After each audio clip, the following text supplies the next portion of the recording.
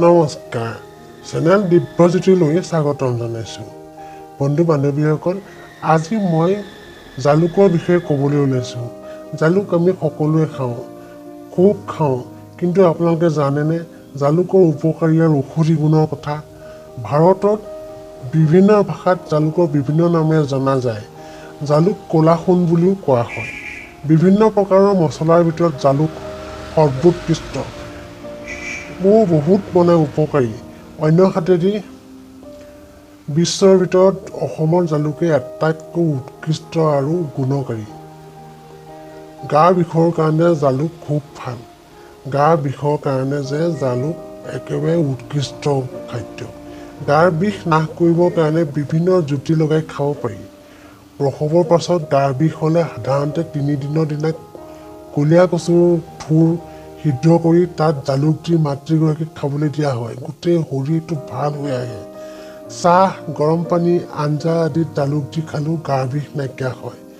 শুকান ৰুটিত আটা মঠোতে যদি ৰুটিৰ আটাতেই জালুকৰ গুড়ি দি দিয়ে সেই ৰুটিখন খালেও বহুত তৎ পোৱা যায় পানী লগা কাহ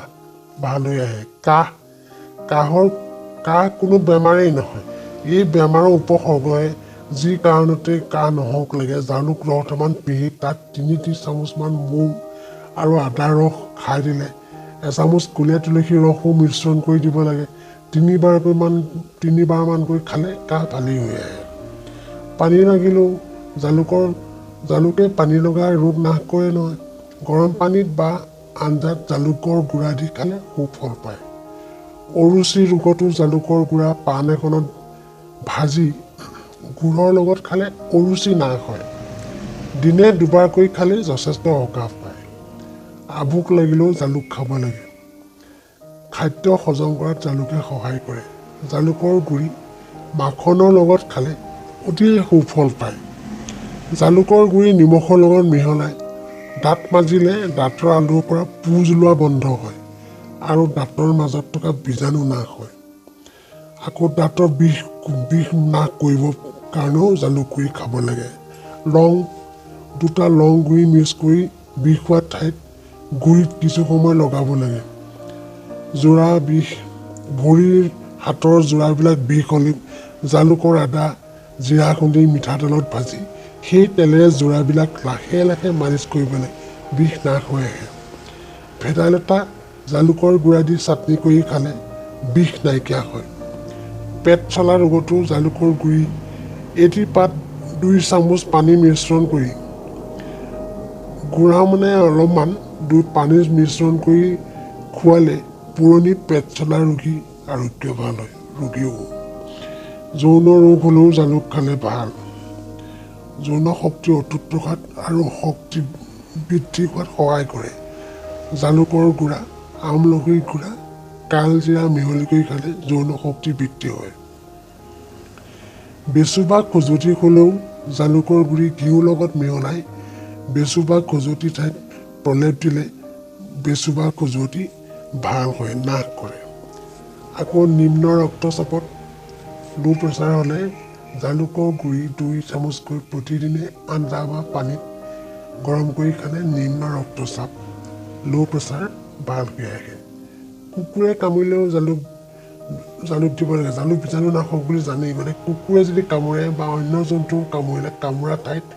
জালুকৰ গুড়ি লগাই প্ৰলেপ দি থ'লে বিষ নাইকিয়া হয়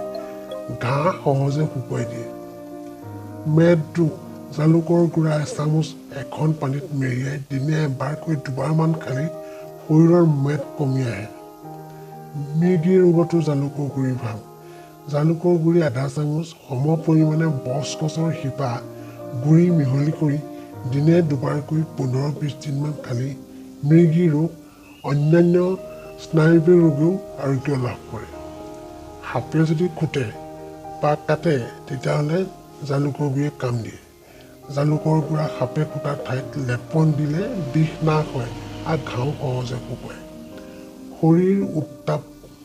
ঠাণ্ডা দিনত জালুক খালে শৰীৰ উষ্ণতা ঠিক থাকে সৌন্দৰ্য চৰ্চাতো জালুকৰ ব্যৱহাৰ কৰিব পাৰি শালমইনা হ'লে জালুকৰ গুড়াৰ লগত আমলখি গুড়া মিক্স কৰি শালমইনা হোৱা ঠাইত লগালে শালমইনা নাইকিয়া হয় শালমইনাই মানে যিটো বেক্টেৰিয়া নাইকিয়া কৰি দিয়ে হাইফাই ৰোগ বগা বাহকৰ পাতত ৰস 2 চামুচ তুলসী ৰস 2 চামুচ আদা ৰস 2 চামুচ জালুকৰ গুড়া 1 চামুচ আৰু মৌ 4 চামুচ মিহলি কৰি দিনে দুবাৰকৈ খালে হাইফাই ৰোগ নাশ হয় নিউমোনিয়াৰ কাৰণেও জালুক খুব ভাল নিউমোনিয়া ৰোগীয়েও জালুকৰ গুড়া 1 চামুচ 2 চামুচ মৌৰি তাত 1 চামুচ কুলীয়া তুলসী ৰস মিহলাই দিলে 2-3 বাৰকৈ কেইদিনমান খালে নিউমোনিয়া ৰোগীও আৰোগ্য লাভ কৰে আকৌ যক্ষ্মা ৰোগীও কাৰণেও জালুক ভাল বগা বাহকৰ পাতৰ ৰস 2 চামুচ ল'ব জালুকৰ গুড়া 1 চামুচ পিপলিৰ গুড়া আধা চামুচ তুলসীৰ ৰস 1 চামুচ পিঁয়াজৰ ৰস 1 চামুচ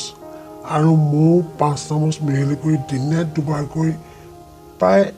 2 মাহ পৰ্যন্ত খাব লাগে যক্ষ্মা ৰোগ ভাল হৈ আহে মাতটো যদি ভাগি যায় জালুকৰ গুড়াত মৌ মিহলি কৰি খালে মাত ভাল হয় কফো বাঢ়ি ওলাই আহে কাহ হ'লে এই কফৰ লগত মৌৰ লগত জালুকৰ গুড়ি খাব মূৰৰ বিষ নাইকিয়া কৰিবলৈ জালুক খাব পাৰি জালুকৰ গুড়ি ছাগলী গাখীৰৰ লগত মিশ্ৰণ কৰি নাকৰ বিন্ধাত লগালে মূৰৰ বিষ নাইকিয়া হয় থেতেলা খোৱা শৰীৰৰ কোনো অংশত যদি থেতেলা খায় জালুকৰ গুড়া আৰু হালধিৰ 4 ভাগৰ 1 অংশ মিহলি কৰি খালে থেতেলা হোৱা ঠাইত লগালেও ভাল হৈ আহে বাধক বেদনাটোৰ জালুকৰ গুড়ি হ'ল 3টা জালুক 5 দোন বনৰ ফুল আৰু 5টা দোন বনৰ পাত খুন্দি বড়ি এটা কৰি মাহেকীয়া হ'লে